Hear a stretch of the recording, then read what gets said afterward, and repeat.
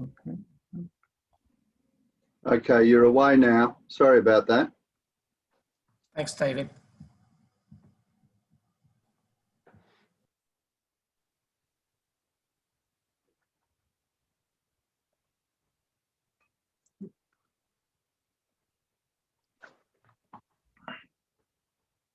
Okay, thank you, David.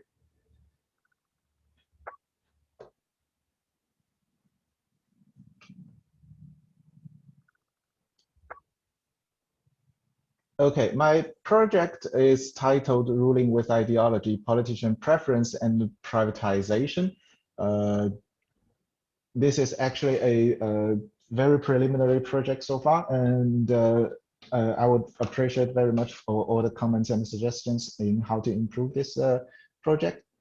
So the reason I'm interested in privatization is that there's a worldwide sweeping trend of privatization over the past 3 decades, not only in China, but also all over the world in all those developed countries. This is a figure adopted from Piketty's recent book, Capital and Ideology.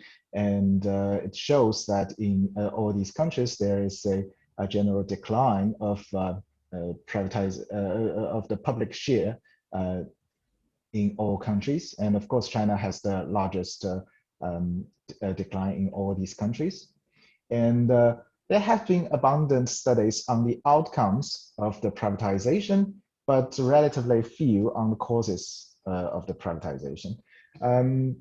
Extent work has focused on economic factors, for example, the local budget constraint, financial factors, the profitability of the firms, and also the political factors like whether there's a political connection of the decision-making politician, and also there's a recent working paper studying how the competition introduced by the foreign firm intensifies the privatization decisions. But all these factors has been focused on the let's say non-human factors that is objective to the decision-making politicians. What I'm interested in is how the politician in charge's preference could also contribute to this process. And after all, we're human beings and we make decisions based on our preference and all sorts of beliefs. So this paper focuses on the China's privatization wave around 2000, and specifically we focus on the decision-making politicians' ideology.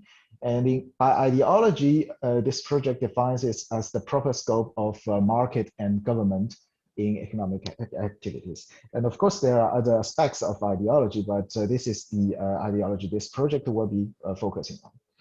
So the reason we focus on China is that it has the world's largest wave of privatization. And the interesting thing about China's privatization process is it is decentralized, meaning that it is designed and implemented by the local or subnational government instead of the central government as in other countries. And this unique feature allows us to have a huge variation across different cities. And on the screen here, you see on the top 2 graphs is the proportion of staffs employed in the state sector in 1985 and 2010, respectively. And you see that after, this is before the privatization wave, and this is after. And you see that there is huge variation across regions. And most importantly is that if you look at these 2 provinces here, one is the Jiangsu province and the other is the Zhejiang province. Both are economically highly developed, actually the most economically developed provinces in China. One of them has more than 50% of staff employed in the state sector, and the other below 25%. So it seems to suggest that economic factor alone cannot be driving such a huge variation across regions. And the bottom panel is the proportion of state-owned output, and it seems to suggest a similar story here. And also, China is a communist regime country. So I want to show here that the ideologies still matter even in such a authoritarian regime that is supposedly to have a more consistent ideology, especially the subjects I'm focusing on, the people, the decision-making politicians I'm focusing on are the supposedly to be the vetted communists that has the strongest pro-communism ideology. What I'm trying to show here is that even in such a tail in the spectrum of ideology, there is still variation in ideology, and this could have some impact on the decision-making economic activity. So my project is linked to three literature. One is privatization, and second is ideology, and the third one is political economy of finance. I'm not going into detail in the interest of time, but our contribution is mainly the first one to the privatization literature is that we present a course for the ideology, and we're the first to link to the politician's personal preference. And for the ideology literature, we propose three micro-funded measures that are more suitable for the Chinese context, in contrast to the existing literature that focus on mostly in Western countries. And the third one is that we study how the politician preference might matter for the political business nexus, which is also widely present across the world. So a bit of an institutional background. As I said earlier, that there's a highly decentralized nature of the Chinese privatization. The reason why is that the Chinese state-owned enterprises has a hierarchical nature, and it is corresponding to the government hierarchy, which can be broken down into these five hierarchies. And each level of government can own state-owned enterprises through a commission called the State-Owned Asset Supervision and Administration Commission, or SASAC. And these state-owned enterprises owned by each government will answer to their managing government. So for example, if state-owned enterprises is owned by the province government, it is its personnel decisions are made by the SASAC of the province government, and their profits goes into the local government as well. And the decentralized nature of Chinese privatization is mostly due to the controversies on the proper ownership under the socialist regime. So there is still a debate in China about what is the proper ownership for a socialist country of China. So what Chinese governments have done so far is that they don't take a top-bottom privatization implementation. Instead, they have this bottom-up regime. So the provincial, so the subnational governments can do whatever they deem reasonable, and based on that, subnational governors therefore plays a highly prominent role in this process. And we will be focusing on the province level government, which is the highest subnational hierarchy. So our main hypothesis is that basically a provincial governor with pro-communism ideology will be less likely to privatize state-owned enterprises under her control. So, as I said, we propose three ideology measures based on the literature, documented ideology transmission mechanisms. The first one is the princeling status, which is whether the governor is from a family of veteran communists. And this corresponds to interpersonal transmission, like father to son, peer to peer, as such. And the second one is whether the governor holds a Marxism-related holds a degree in Marxism-related subjects. For example, the Marxism political economy, education of ideology, education as such, and this corresponds to the third-party transmission. For example, education. The third one is the dissonance. We explore the severe famine in 1959 to 61, and the not so severe drought experienced by the governor. So the the government propaganda is that the severe famine was caused by the drought, but both the literature and well, basically the recent literature has found that there's actually no or only moderate level of drought. And from this figure, you can see that the left panel is the severity of the famine, and the right panel is the severity of the drought. And you can see that their correlation is not high. In fact, their correlation is nearly zero. And this is what we are going to explore. So what we basically do is that if a governor experienced the severe famine, but not experience a severe drought during this period, he or she would be considered has a dissonance experience. And this dissonance experience corresponds to the personal experience mechanism documented in the literature. And because these measures may also capture some other dimensions in addition to the ideology, we also use the first principle component of these three measures to measure ideology. So a quick look at our data. So our politician data is the governor's data. Biographical information comes via online sources. And we use the firm level data from annual survey of industrial firms in China, which is basically a Chinese version of census of manufacturers. And we focus on the period 1998 to 2006. This is because in this period, the sampling scheme and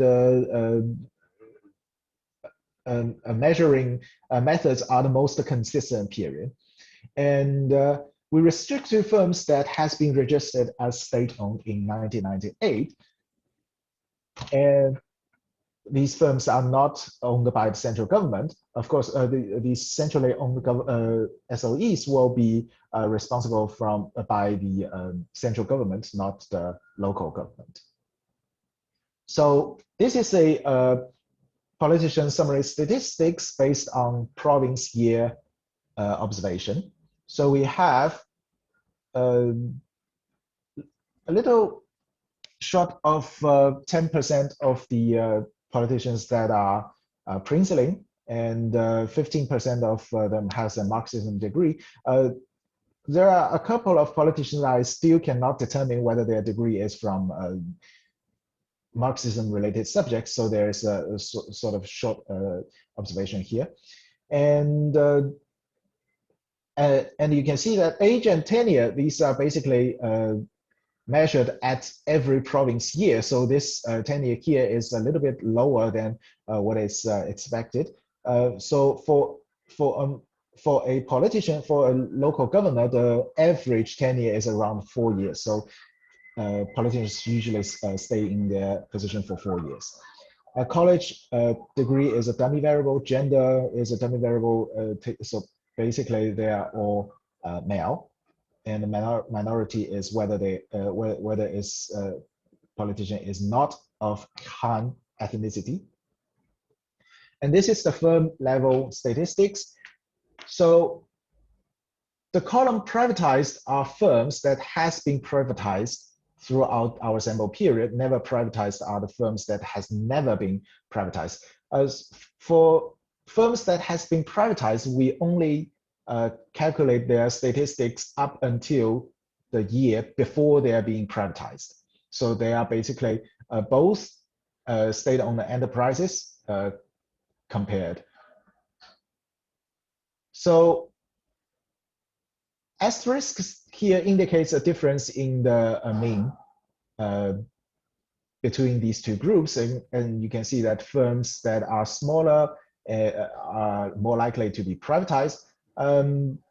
Here is a bit surprise to me that firms that are making more profits are being more likely to be privatized. About 5 minutes left. Okay, good. So I have this, so our baseline regression is that a privatization dummy on the communism ideology measures, and we control for firm level lagged variables, governor controls, and provincial controls, and also firm, industry, and year fixed effect. We cluster standard errors at industry level, and it is robust to other types of clustering at firm level or province level.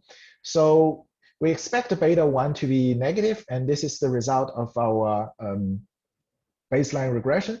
And you can see that apart from the Marxism degree, every other measures are negative and significant. So basically, this says that being a princeling, he's 2% less likely to privatize a firm. We also use the hazard type of model. So instead of just look at whether to privatize, this type of model also embeds in the timing of privatization. So everything is the same apart from this hazard function here. We assume it to be exponential. We also tried Weibull. The results are the same. And so we expect the beta 1 to be less than 1. This means that pro-communism governors compared to pro-market governors are like will privatize less. So this is basically a hazard ratio. And this is reporting the result of the hazard model using hazard ratios. And you can see that, again, for Princeling, dissonance, and the principal component of the three, they are less than 1 and significant. But unfortunately, the Marxism degree here is, again, not telling us a difference between the two groups. So these are basically what I'm having so far. Moving forward, I wish to provide a more direct link between the ideology measures and the politician behaviors, other than economic privatizations, of course. And another thing is that we need to try to rule out alternative explanations. So our proxies might capture other dimensions than ideology, especially for the Marxism degree, as we can see, is not significant in both our regressions. And we would also do explore a regional rotation of politician leaders, which is could be considered exogenous to the destination province of the rotation. And we will also look into how government ideology matters for privatization, and how the government might influence privatization, corruption in the process, for example, the discount in the sale of the assets. And these are pretty much everything I have so far. And I thank you for your attention. And thank you.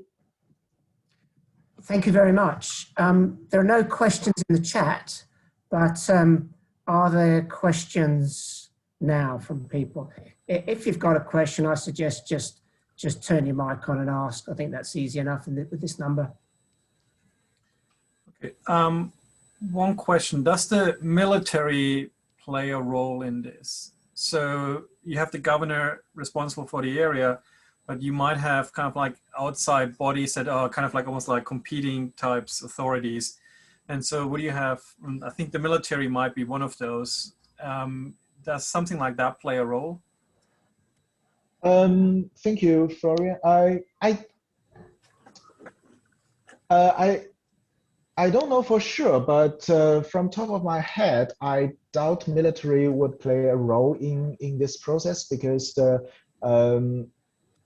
militaries are now forbidden from engaging in business activities in China. Okay. And so they used to own business activities. And from my data, I don't see any firms being registered as military property. So I doubt this would be the case.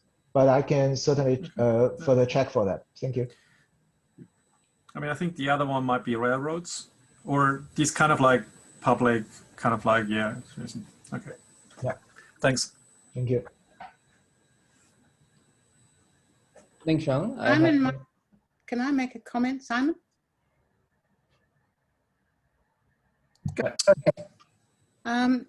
I heard that the military has been involved in checking firms' pollution in the sandalwood industry that I'm involved in.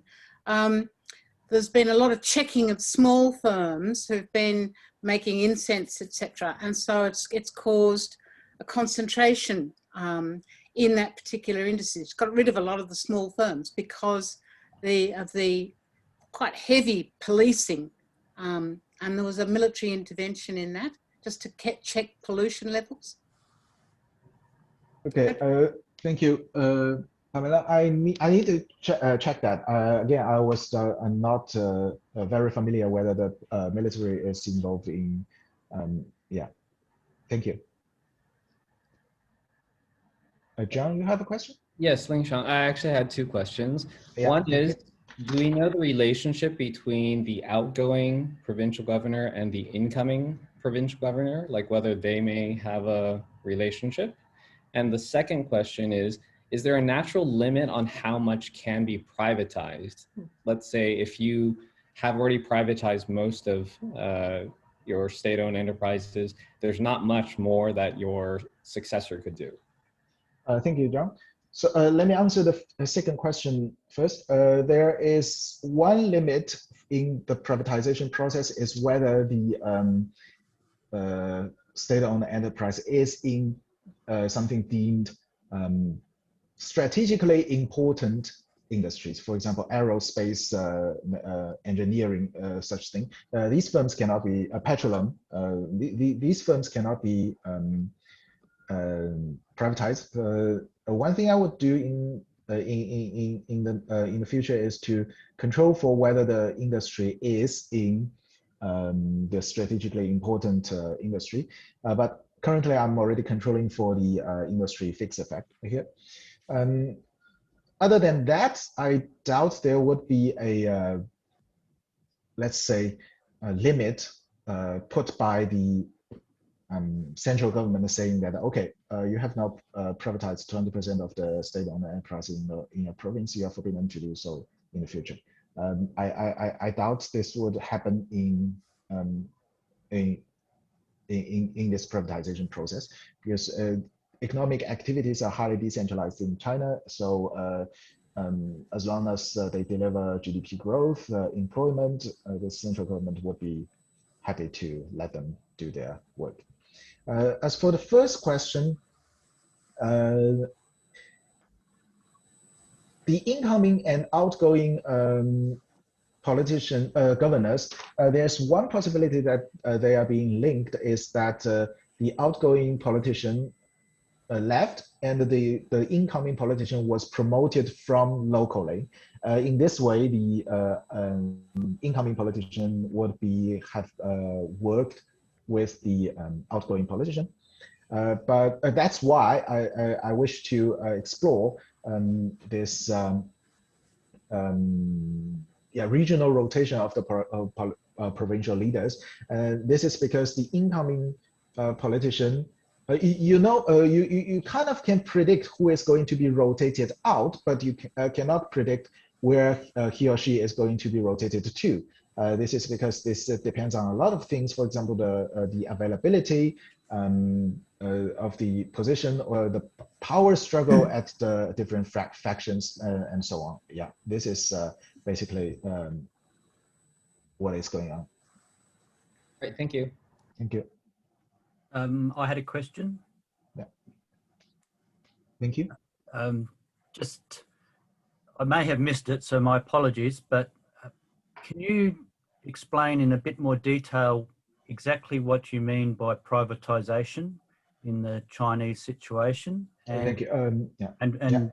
And connected to that, whether there are different types of privatization depending on industry or province, so that there may be some industries that are too big to be bought by a small private, completely independent company.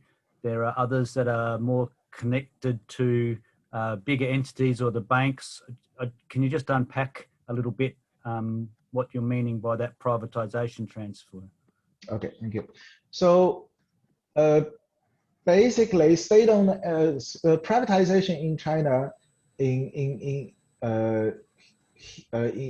here is that basically a transfer of the government assets to a non-government entity. The definition in my paper here is that, so there is a registration type for each firm in China. It can be state-owned, privately owned, joint venture, etc. So what I do is to define a privatization as a change of registration type from state-owned to non-state-owned, any type of non-state-owned. It can be joint venture, it can be privately owned, etc. So this is the definition of the privatization I'm using, which is also the definition of privatization being used in the Chinese privatization literature. And the second question, which is loosely related to what John asked earlier, the second question by John. So there is a possibility that certain industry cannot be privatized, but not necessarily due to their size, but only due to their strategically important to the national security. That's kind of so. For example, the real estate sector, which is very large and profit-making in China, this is currently almost entirely privately owned. So that means that the size of the industry or profit-making of the industry itself is not necessarily a condition to prevent a firm in an industry to be privatized, if that answers your question. Yeah, thank you. Just slight follow-up, if I may, which is, have you tried running your regressions where you don't just separate into privatized and to non-state owned, and you've tried to split that up a little bit, so it's perhaps a joint owned enterprise is considered not to be privatized, and see if that makes a difference to your results? Okay, I can try that. Thank you. Ask it again. I said I can try that. I haven't. Okay. Yeah, thank you. Thank you. Thank you. Yeah, thank you. If I could just ask one quick question, I think we're almost done. But just, Martin's question was very interesting about the definitions of privatization. I was also thinking a bit in terms of your ideology definitions and what sort of literature there is out there to guide you. I mean, some of the factors you cited seem to be, you know, family background, education, and so forth. People change over time in terms of their political perspective. There may be amongst us people who might have considered themselves Marxist Leninists when they were a student, or studied, you know, Russian history or whatever, that would shirk at the idea of being considered left-wing now. So I mean, I know these are difficult things to measure, but I just wondered whether you were comfortable with the range of factors that you're using currently to define ideology. To be honest, I also have this concern that the measure of ideology is, it is really difficult to measure, and B, it is really difficult to prove that it really measures ideology. So that's why I say in the moving forward slides that I want to provide a more direct link between my measures of ideology and the politicians' behaviors during this sample period I'm having. For example, whether they have public speeches or articles regarding their opinions about the state ownership and the reform and opening up, this sort of thing. I think this is an important next step I would proceed. Yeah. Okay, look, many thanks. Very interesting paper, and hopefully the questions are helpful. We need to go on to paper number 2 by Sashi. So if you'd like to introduce yourself, and if we could stop sharing and start sharing, if you see what I mean. Yeah. I'm trying to, yeah.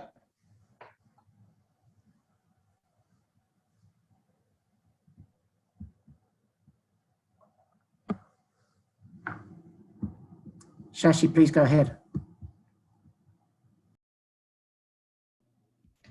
Hello, can you see my slides? Great. Hi, everyone. My name is Sashi. I'm a PhD candidate at the University of Melbourne. And right now I'm in Melbourne. And I'm going to present my, I'm a final year student as well in the PhD program. And I'm going to present my paper titled Reform and Persistence, the Colonial Landlord Tenures of Historical India. And by way of a motivation, a large and well-established literature has shown that coercive and extractive colonial institutions can have these persistent, often negative development effects in the long run. In reality, though, when we look at history, these institutions are frequently abolished, and in some cases, reforms are enacted by their respective independent governments to redistribute wealth to those that were directly coerced by these institutions. And so this raises a broad question: can these types of redistributive reforms permanently shut down the known negative persistent effects of colonial institutions? And I attempt to answer this question by studying the colonial landlord tenure of India, of colonial India. It was a coercive and extractive colonial institution. And I examine this in Madhya Pradesh, where I look at villages that were exposed to the colonial landlord tenure. And under these villages, peasant tenants were coerced out of labor to provide for an extraction of agricultural output. And this was during the colonial period. However, during the independent period, socialist land reforms were enacted, where these institutions were not only abolished, but land ownership was redistributed to these very peasant tenants. And so I asked the research question in this paper: can these land reforms permanently shut down the negative long-run effects of the colonial landlord institution? And if not, what are the short and long-run trajectories through which these reforms can be inhibited or even reversed? And I look to answer this question in a spatial regression discontinuity approach, exploiting a former colonial border where it arguably provides me exogenous assignment between villages that were assigned to the colonial landlord institution to nearby villages assigned to comparatively less coercive and extractive land tenures. And by way of a preview, what I find is that despite these reforms, former colonial landlord villages are associated with lower development outcomes, namely village expenditure. And I also find as a secondary result that some of its historical features were able to re-emerge in the long run, namely that these former colonial landlord villages that were once associated with high use of peasant tenants are today associated with the high use of landless agricultural laborers, a largely low-wage and frequently exploited workforce. And conversely, they're associated also with a lower share of farmer landowners. And so one might lead you to think that the land reforms might not have been successful, but what I find when I look at the dynamics in the intervening reform period is that in the short run, these land reforms were in effect effective, where these agricultural laborer classes, which was once significantly high, was found to be insignificant immediately following the reforms. And then over time, find that these re-emerged again. So by way of a contribution, this paper directly contributes to the political economics literature and more specifically the development history of India. These results are largely consistent with previous findings, especially by Banerjee and Yean, that show that colonial institutions are associated with lower development outcomes.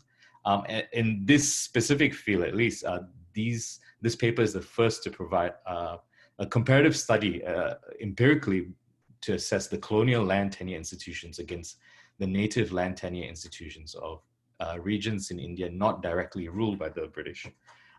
Further, there's a large body of qualitative evidence in sociology and history that argues that part of the lower development outcomes in rural India is associated with the re-emergence of these historical class structures, particularly those associated by the colonial landlord institution.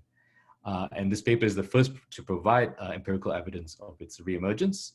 And lastly, more broadly, this paper contributes to the persistence and land reforms literature in economics. Our findings are quite similar to those by a paper by David Yang and the late Alberto Alesina, which finds that in China, these similar reforms were in the short run effective, where feudal institutions abolished and land was redistributed. But in the long run, they find that some aspects of its features were able to re-emerge, namely wealth. Where they find no development effects, at least in my context in India, I provide evidence of its re-emergence and development effects. So by way of a background in the institution, the colonial landlord tenure was comprised of two main features. The first is that colonial extraction through very high produce rents, ranging between 50 to 60%. And secondly, the use of labor coercion through the feudal arrangements on these feudal tenant laborers. And so in my study, I looked to compare the colonial land tenure institutions with two arguably comparatively less coercive and extractive land tenures. The first is the native landlord tenure, which was the tenure that prevailed in mainly prevailed in the native rule in parts of India that were not directly colonized, where they used similar coercive feudal arrangements, but were not exposed to the high levels of colonial extraction. And so you might argue then that the results that are derived today probably is a result of colonial extraction rather than some feudal arrangements story. So to put that aside, then I include a second comparison group of villages exposed to the colonial cultivated tenure, a tenure that maintained similarly high levels of colonial extraction, but bypass these coercive feudal arrangements entirely to directly assign relatively stronger property rights to these peasant tenants. And so I exploit this small study area in the frontier territory of Madhya Pradesh, where I find plausibly exogenous assignment of these three different types of institutions to these three villages to these three different types of institutions. The first aspect of the history I exploit is this former colonial border in red that was determined by rivers, and that gives me an instrument for assignment between the colonial land tenures and the native land tenures. The second aspect, and a quite interesting aspect of this, quite interesting and unique aspect of this region's history, is that these two different colonial tenures were implicitly determined by the forest department, and so are associated with different levels of forest quality. And what I do in this paper is I exploit the different levels of forest suitability between these two land tenures as a determinant between their two institutions. I think I might go into a bit of the history for this village assignment, since it is a bit interesting. So initially, the region was heavily forested and not very useful to the British, but as a result of a railway line that went through the region, these previously not valuable timber resources were now useful by way of inputs as railway sleepers. And so the British Imperial Forest Department enacted these large forest estates, reserved these large forest estates, and areas that were not useful to them were assigned for agriculturalization.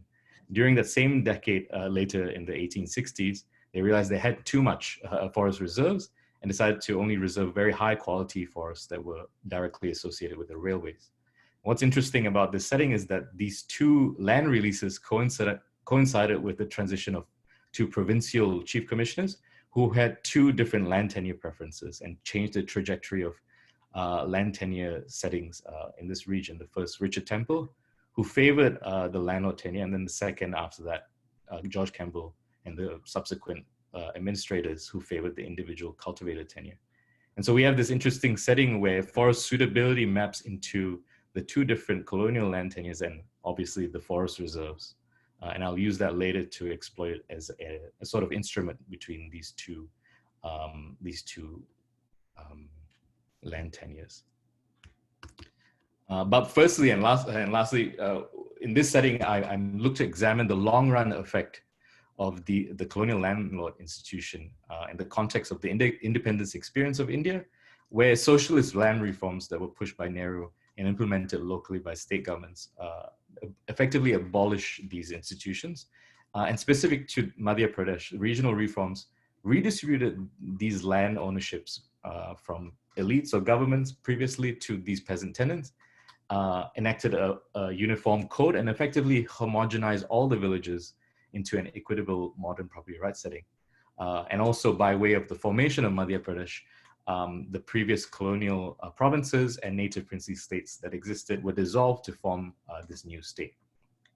And so it's in this setting that I asked the first research question is, do redistributive land reforms mitigate the long-run development effects of the colonial landlord tenure?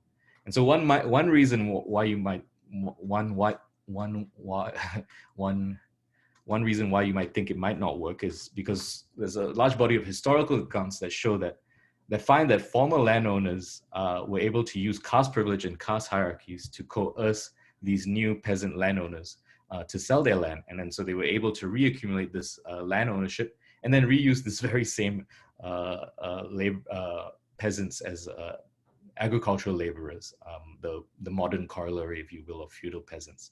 And then over time, as these historical features re-emerge, this in turn inhibits long-run development outcomes. And so it's in this interesting historical setting that we ask the second question then, if they indeed do inhibit long-run development effects, what are the short-run and long-run trajectories following reforms to which we see the re-emergence of these features? And so the empirical strategy, as I motivated before, is underpinned by a spatial RD framework, mainly the former colonial border in red, that it sort of acts as an instrument between the native and colonial land institutions.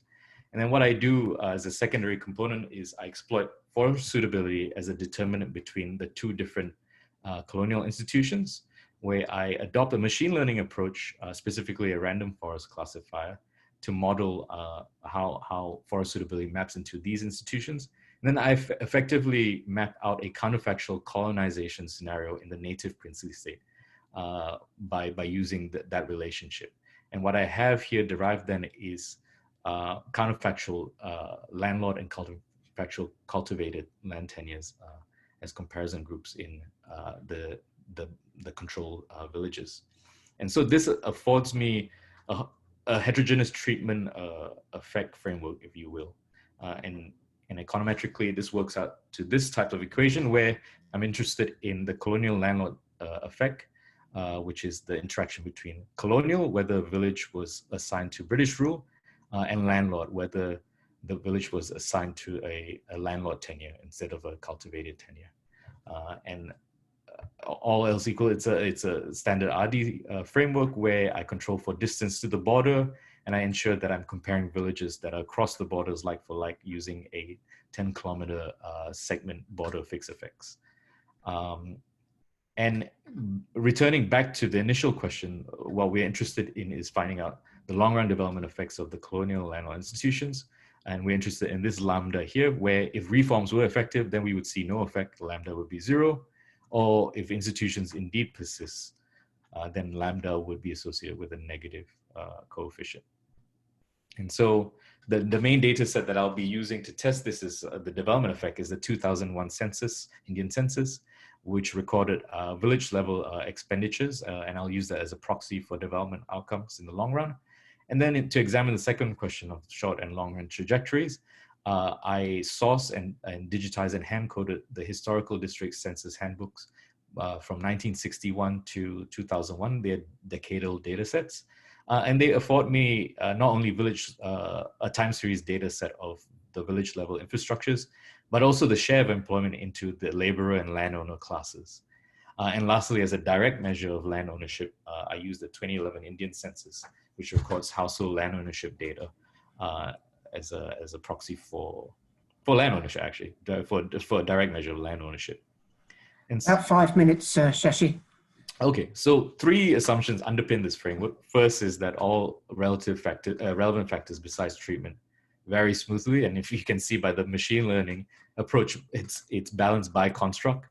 And so I just what I do is for the study areas, I divide it into grid units and ensure that at least for the studies setting their balance across geographic and pre-colonial economic characteristics. A second is that there's no selective migration between villages during the treatment period. And at least according to the historical data set, it's not as much of a concern since the region recorded very low migration rates. And thirdly, the last assumption is an exclusion restriction criteria where forest suitability, which directly determine these colonial land tenures, would not affect development outcomes through another variable. And so where this in general is not directly testable, at least in my setting, it's falsifiable because we're able to exploit the counterfactual villages and see whether forest suitability differences in them directly affect long-run development outcomes. And by way of the baseline results, what I find is that the former colonial landlord villages to the left here spend 50% less on expenditure compared to counterfactual villages. And this is over and above the effect associated with colonial villages in general seen in the right-hand side. And I find that this effect is robust to a number of RD specifications and bandwidth selections and polynomial orders.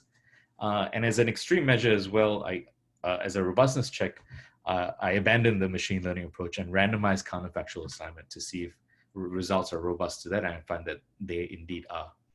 What I also find is that in the long run, historical features of the colonial landlord institutions were able to re-emerge. I find that villages in the colonial landlord villages are 11% more likely to be a landless agricultural household.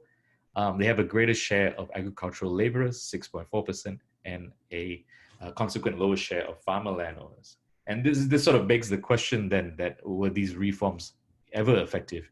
And if they were, then these coefficients here, like the share of agricultural laborers or the share of farmer landowners, would be 0 and insignificant.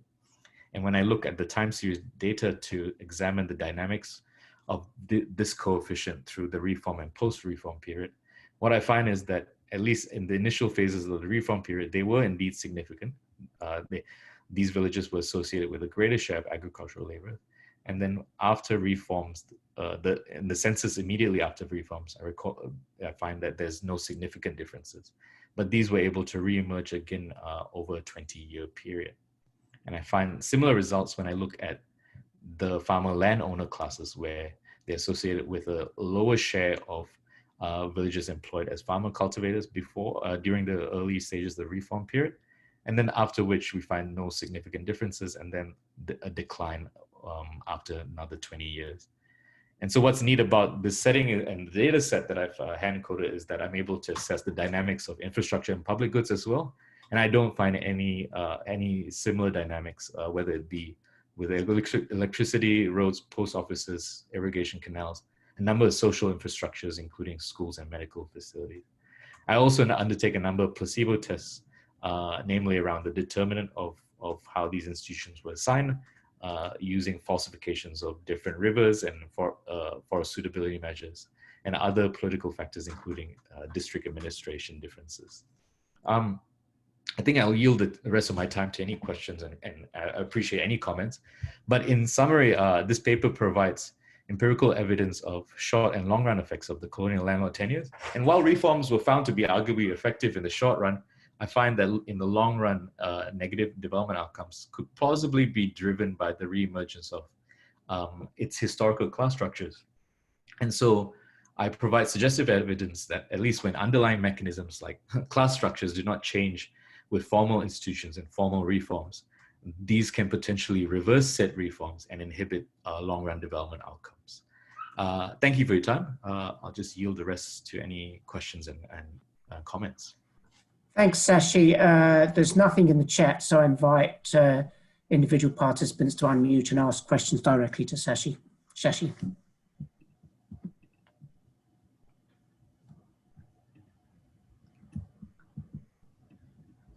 Perhaps I could just start us off then. I mean, it's a slightly depressing story, I have to say, that, you know, despite reforms, those long-term colonial structures come back. I mean, so, you know, the paper came through pretty quickly to try and digest, but I mean, why is that the case? Why are reforms not sustainable? Yeah, so probably the most interesting aspect, which I can't empirically examine, but I can talk about is, let me just pull up the slide, is if you consider it, the native rule side that was not directly ruled by the British also had similar feudal institutions, and it raises the question as to, well, why didn't they re-emerge instead? And so when you look at the region's history specifically, you find that it's a result of a historical accident, if you will. The native rulers and the native landlords actually competed for economic and political power, where the native rulers tried to, for many years, abolish the feudal institutions, mainly for accumulating their own power. And as a political compromise, monetary compensation was provided for these land transfers and feudal abolitions, and also political compensations were provided for these local elites in basically representation in newly formed state legislatures. And so one could argue where compensation arguably constrained the reemergence of these historical features, where in the colonial sides, this type of history didn't happen. So they were arguably less constrained from reaccumulating these properties and coercing back their land, if you will. So it's not altogether a depressing story. It worked on one side. It's just, I'm looking at the glass half full, maybe, as far as this paper is concerned. Maybe the control should be the treatment, if you will. Yeah, interesting point. Okay, are there other questions?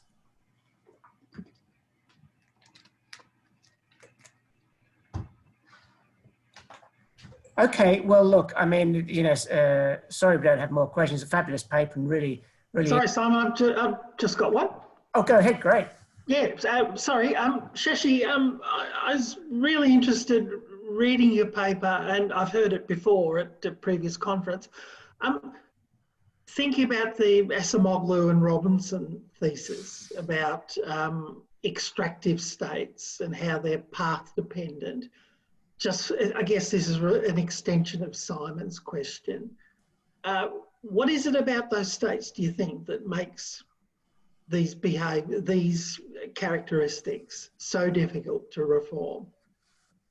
That's a good question, and it's a big question. And so I think, to be honest, absent this history of this political accident of a compromise between the elites and the rulers, one would think that they would not have reform. It would be quite difficult to reform. I also looked into the psychological literature of this, actually, and it's quite similar to the story of Animal Farm, where the reference point is really coercion and an extraction. And so even when reforms and land redistributions occurred, their reference point was still the same, and as a behavior, they implemented what they knew before. So that largely is what I've found, at least from the community psychology literature. I don't really cite it in the paper, and I probably should. But that seems to be, at least for Madhya Pradesh in India, that seems to be a big story as to why reforms don't seem to gain traction. And just quickly, have you looked at comparative literature on, say, other British extractive states in the Caribbean? And so no, I have not, I must admit. I've looked at China because that is the closest land reform to this paper. But if I would be happy to consider any other types of redistributive land reforms that sort of not only abolish but establish like an equitable distribution of assets. I'd be very interested because I'm looking for examples of this, at least to project my external validity of this paper beyond India. I think Egypt would be one of those, an interesting case to look at. Egypt, you said? Yeah, when they had Nasser, so they had this very radical reform similar to, what there was in India. In Syria, there was the same with Assad. This might be compared, but I don't know if there's any data on that, to be honest. Sure. Yeah, I must admit, in terms of the colonial experience, there are not many similar stories I found. Yeah, because I mean, in Egypt, the British didn't stay that long, not as long as India, and their presence was not as invasive. That's right. Okay, any other questions? So I can auction any more for any more to be done. Okay, so thanks, Shashi. I think, you know, as well as interesting us as a group of economic historians, I think there are a whole group of humanities scholars and historians who work in settler colonialism using different methodologies from you, but also very interested in the persistence of colonial effects. So I think, you know, there's lots of people who'll be interested in your work. So many thanks. Okay, we're just about on time to move on to the third paper. So we have Phoebe. I'm waiting to find out whether she's from Melbourne as well or not. So Phoebe, if you're there, no, you're not. Can you hear me? Yep. Hi, everyone. I am a second-year PhD student of UWA, but I'm also actually in Melbourne. And I am based in Melbourne. And my research is comparing the water management between Melbourne and Hong Kong, especially on how and why they built the waterworks and how the regulations made sure that there was enough clean water for everyone and controlled how people used water. So I'd like to begin by acknowledging the Wurundjeri people who are the traditional custodians of the land where I am, and also the Aboriginal people and Torres Strait Islander people. And I pay my respects to elders past, present, and emerging. So 2 decades after Melbourne and Hong Kong began urbanization, the cities found themselves running low on clean water. For Melbourne, the Yarra River was heavily polluted. Melburnians drew drinking water from it, but they also discharged wastewater into the river. For Hong Kong, it lacked large rivers and water from wells and streams were not sufficient in supporting the fast-growing population. This paper is part of my thesis comparing water management between Melbourne and Hong Kong before the Second World War. Today, I'm the planning process behind construction of the Yean Reservoir in Melbourne and the Titan Group of reservoirs in Hong Kong. Who were they for and what problems did they run into? I argue that financial limitation and environmental restrictions were key factors that influenced the timing and scope of mega water infrastructure projects.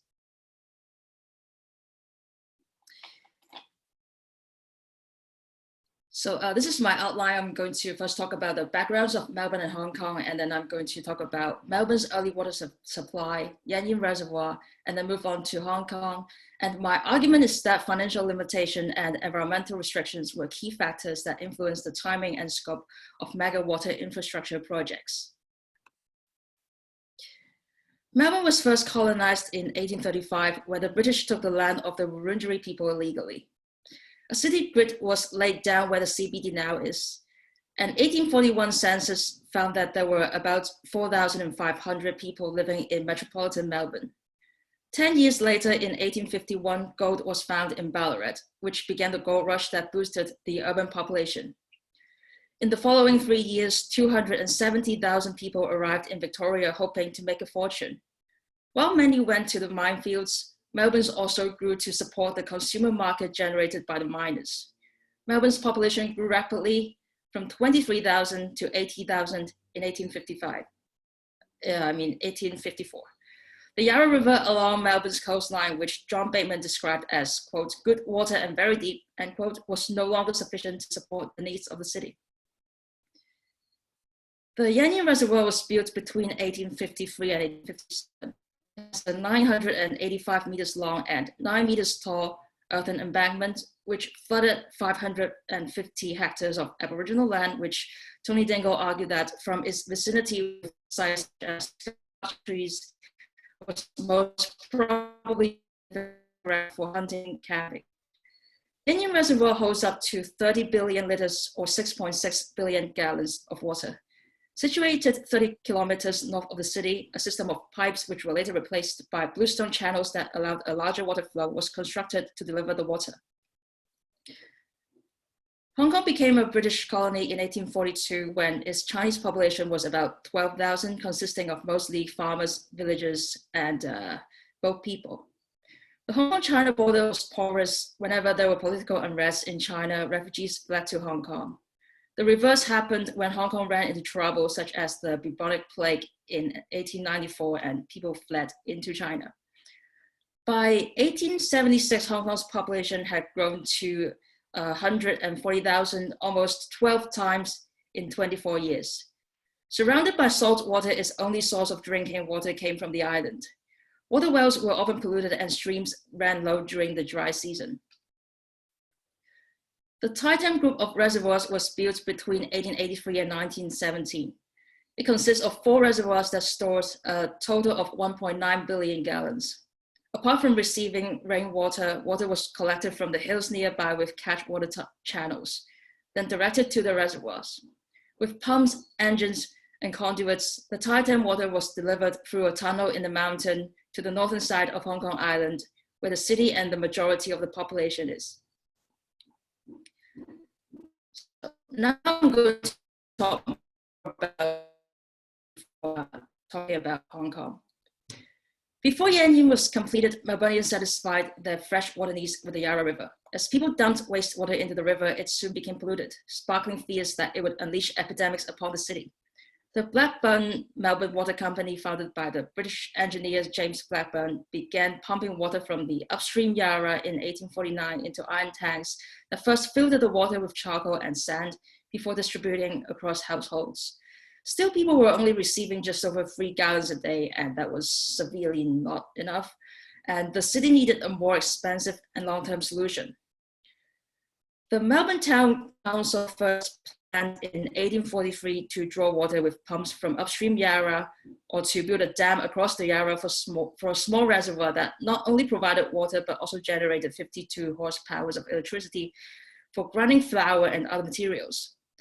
The latter plan, however, was prone to pollution as the site was at a lower altitude than the city. Without the ability to raise capital, these plans did not receive further scrutiny.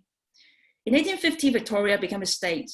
As Matthew Gandhi argued, quote, "The development of the modern state and its characteristic forms of expertise and knowledge production is to a significant degree entwined with the impetus toward great control over water," end quote. The Victorian government gained power and began ramping up the waterworks process and employed Blackburn as city engineer of Melbourne to study its water supply problem. Blackburn wanted a simple gravitation system that minimized the use of engines and machines, which could break down often and drive up maintenance costs. So he began looking for water sources from areas with higher elevation than Melbourne. He found the Plenty River to be fast flowing at over 5,000 gallons per minute. Although much further away than the Yarra from the city, directing water from it to the city with aqueducts was a more reliable option, and providing an average of 2.8 million gallons of water every day for drinking, watering gardens, and washing the streets. The next year, Blackburn augmented his plan to provide water for irrigation and power generation with water wheels for industries between the Plenty and Melbourne. The amount of water for citizens to consume was reduced to 2,000 gallons, but there are a total of 5,000 gallons designated for industrial purposes, and part of it with a small reservoir. The project would cost £167,000, but only £1,500 to maintain. Blackburn proposed that the plowed land along the river could be sold or leased to pay for the construction project. All connected buildings were to be charged a connection rate, and citizens then paid according to the amounts they used. Blackburn's plan underwent review by first the City Council, and after that, a select committee appointed by the state government. The City Council provided assistant surveyor Clement Hodgkinson was initially not convinced that the Plenty River indeed flowed fast and that the river might be prone to pollution. He devised a plan to use steam engines to pump water from the Yarra. Although it was cheaper than Blackburn's, the projected maintenance cost was higher. In 11 years, Blackburn's plan would be more economical. The Select Committee were satisfied with both plans, and preparation for construction finally began. It appointed a commission to oversee the construction and hired engineer Matthew Bullock Jackson. Jackson modified Blackburn's plan to accommodate the population explosion. The scheme would provide 30 gallons of water to 200,000 people daily, or 6 million gallons to the city per day.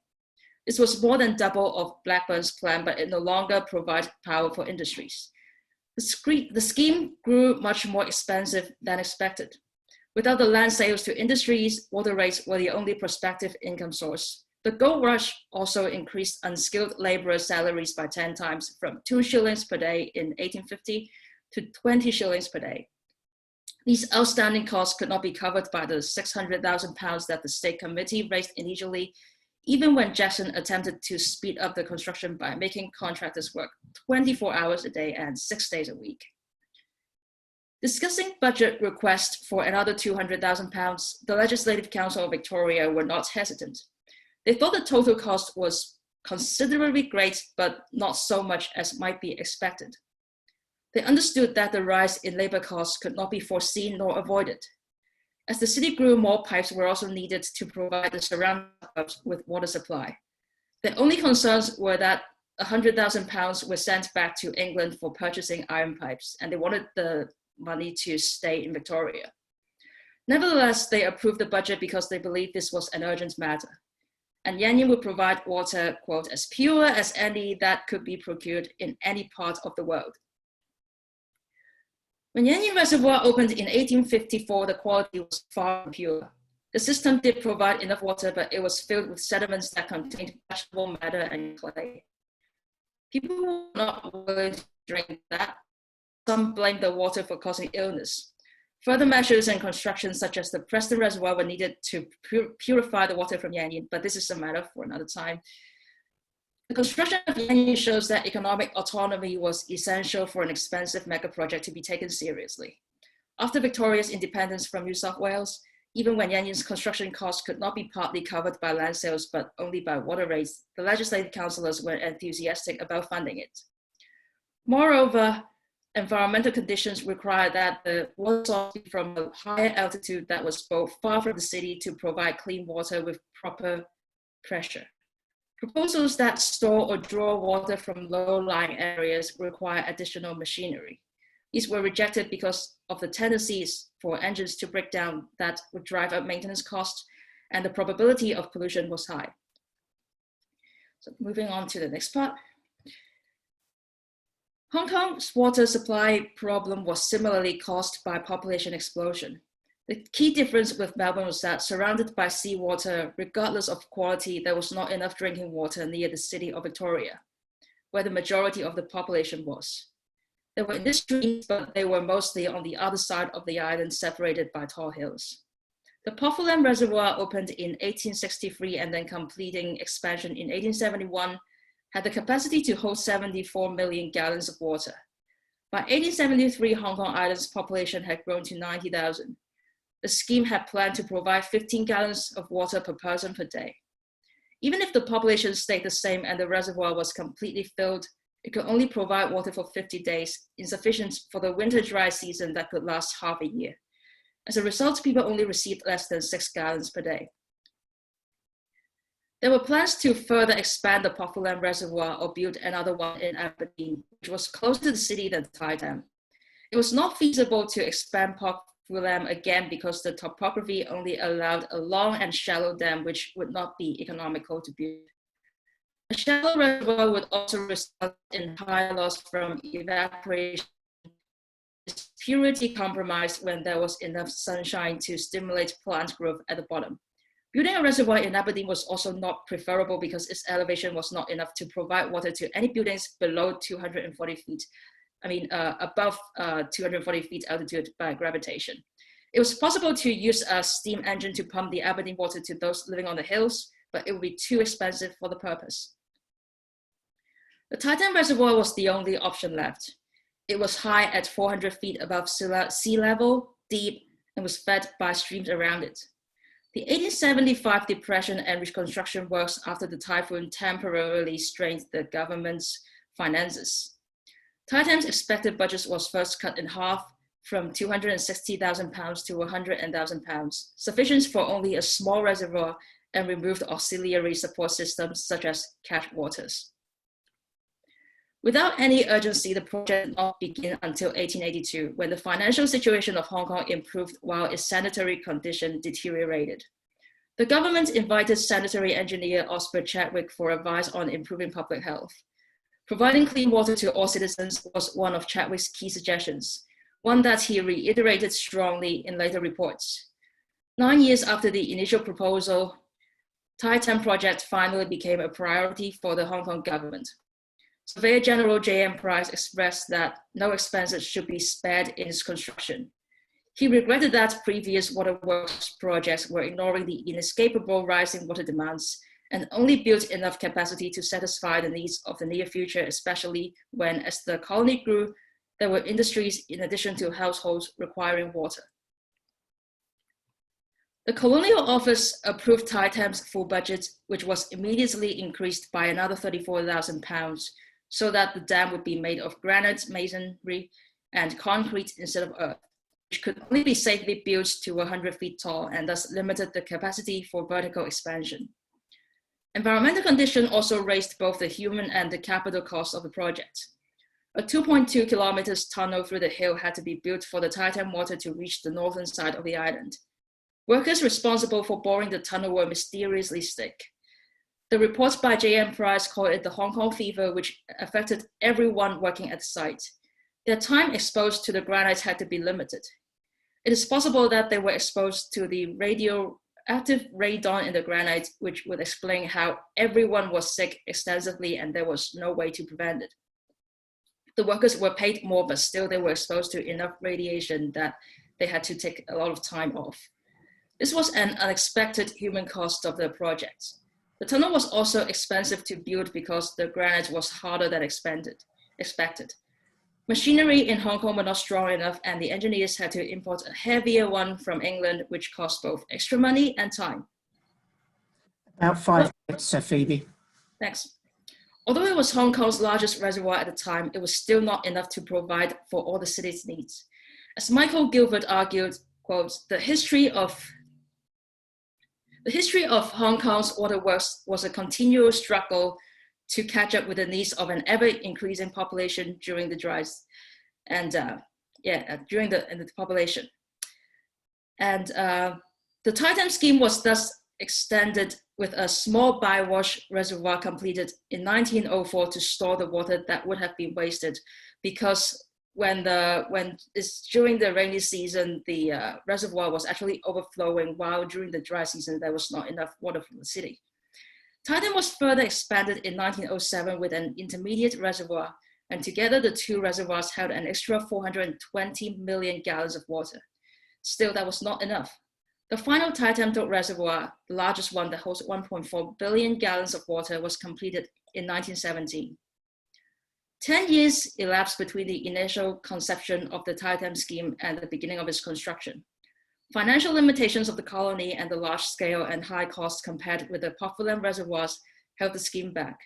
The environmental condition that Thai Tam is at the southern side of Hong Kong Island also made engineers hesitate about selecting it. The tunnel construction indeed increased both the human and the financial burden of the project.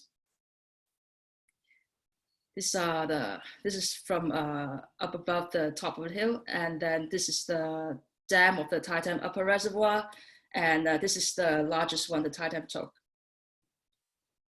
So to conclude, while the Yean Reservoir and the Thai Tam scheme were both delayed by financial and environmental limitations, Melbourne's delay was much shorter because of its finances were independent, and the gold rush was both the population boom and the basis for the city's economic and industrial growth.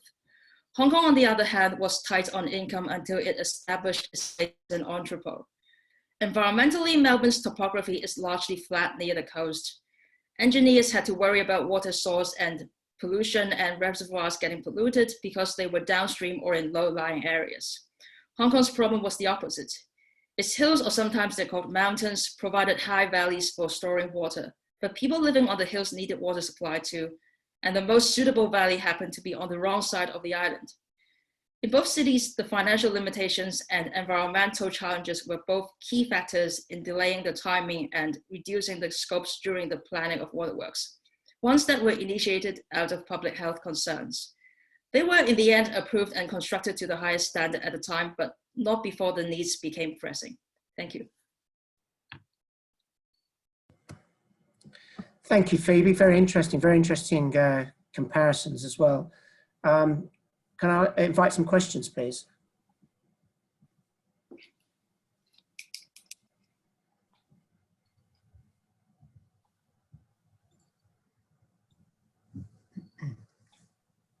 I have a question, if that's all right. I'm just interested, you conclude with the statement that eventually things were constructed, but not before the needs were very pressing. And I was just wondering, you didn't present it in the paper, but if you have gained an impression about what it was that sort of in the end pushes the decision over the line. Is it really the political pressure? Is it the opportunistic approach by a particular party? Is it that there's just a change in political parties? What is that trigger, if you like, that ultimately, because sometimes these take many years to get up, and apart from planning and designing, there's often a lot of political debate. And I'm just wondering whether you had gained an impression as to what was the trigger that ultimately saw something become successful. Thanks for the question. For Melbourne, I'm still going through the sources, but my impression is that it's the ongoing pressure and the government's taking over, the state government taking over the responsibility, that they can finally have more power to build larger construction works. And for Hong Kong, I think it's because of Osbert Chadwick's report. He was very strongly recommending that the government stop thinking about expansion at other sites, and that they had to put the money into the larger Tai Tam reservoir, because that was he specifically said that it would not provide infinite water, but it could provide enough water to improve the sanitation problem of Hong Kong. And that problem was serious enough that Hong Kong asked England to provide a sanitary engineer, who was Chadwick, to give advice. So I think Osbert Chadwick's report was very important in pushing the governments to take the step. Thank you. Thank you. I was going to ask a similar question. Did Britain send out inspectors in both cases to look at the two schemes, and were their reports in any way similar? Because there was a great concentration on public health at that time. Thank you. I don't think Britain sent anyone to Melbourne to inspect the water. I remember Chadwick did visit Australia, but it was not Melbourne. I'll have to find out where he visited it. It's probably might be Queensland, but I don't remember. And for Hong Kong, the problem was serious because there were no proper drainage, and they could not just get water from the sea, and it was difficult to get any water at all. Thank you.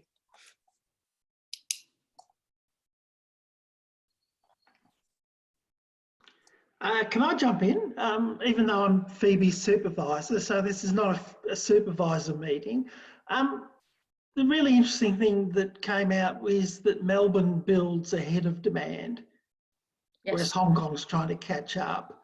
Are you aware of any other cities in the world where there was building in advance, like on that scale? I am not aware of that, and I would say even though Hong Kong was building in advance, especially when it comes to the amount of the kind of materials they were using granite and concrete instead of earth, but it did not really end up meeting all the needs of the city. And Hong Kong kept building more and more reservoirs. There was the Jubilee Reservoir. Later, I think in 1937, in Kowloon, on the other side of the border, not the border, of the other side of the harbour, that was 13.3 billion gallons. That's twice the capacity of Yean. And then they built 2 more huge reservoirs.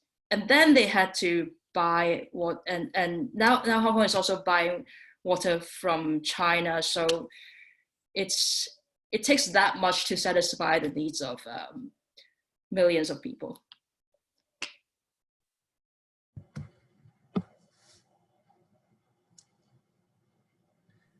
Any further questions? Phoebe, just one quick question from me. I mean, really fascinating story and comparison.